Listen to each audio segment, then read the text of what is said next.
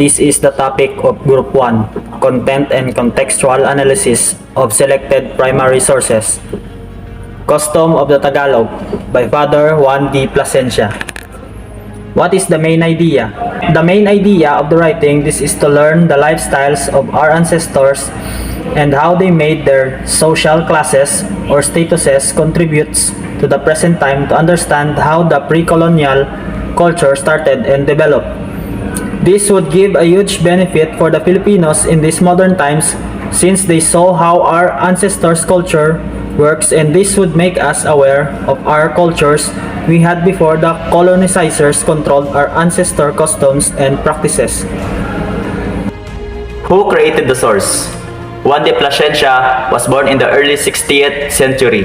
January 1 is the specific date, as Juan Portocarrero in Plasencia, in the region of Extremadura, Spain. He was a Spanish friar of the Franciscan order. He was among the first group of Franciscan missionaries who arrived in the island on July 2, 1578. Spent the most of his missionary life in the Philippines.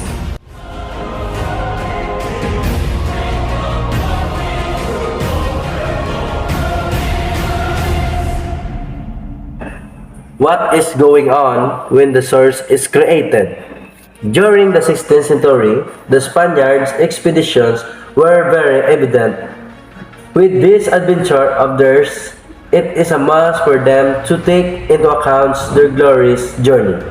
Juan de Plasencia was due to his missionary work in the Philippines.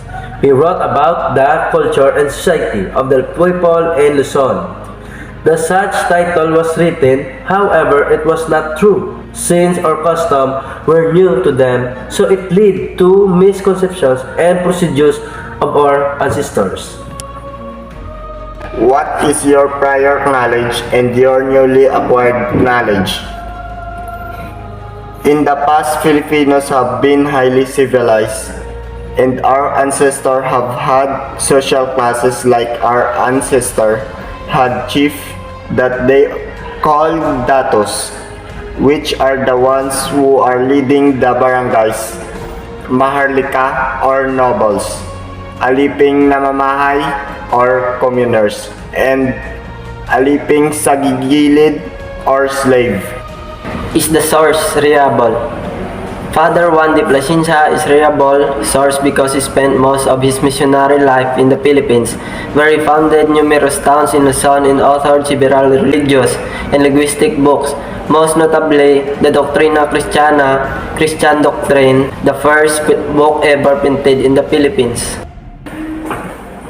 How does the source contribute to your understanding of the past? I conclude that Father Juan de Plasencia, to his writing custom of Tagalog, was a good prime source of our history because he documents the past and the present to instance of the people that time, which can help to us to understand how and what we are during the 16th century.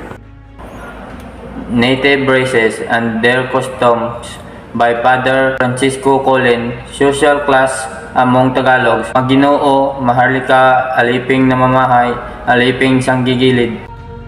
Maginoo, equivalent terminology among Visayan, whom the Visayans called Dato, and their duties are act as mediator during conflict and lead in fighting during tribal wars, recognize traditional leader or chief of the barangays, implementing laws, ensuring peace and order in barangay, and giving protection to his subject.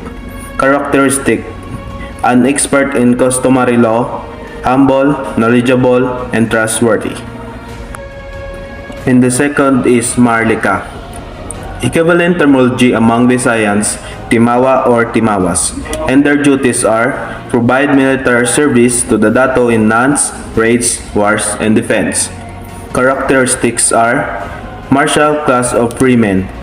Maharlika were more military-oriented than the Timawa nobility of the Visayans. And the third is Aliping Namamay, equivalent terminology among Visayan, Tuhay, Mamay, or Tumarampok. And their duties are was a servant that lived in their own little house on the property of their master. And their characteristics are alipin, or slave that have their own houses, which is usually built on the property of their masters. And the last is aliping sa gigilid, equivalent terminology among Visayan as halon. And their duties are: they serve their master in his house and on his cultivated lands and may be sold. Characteristics: slave who could own property, even a house, but should stand on the property or land of his her master.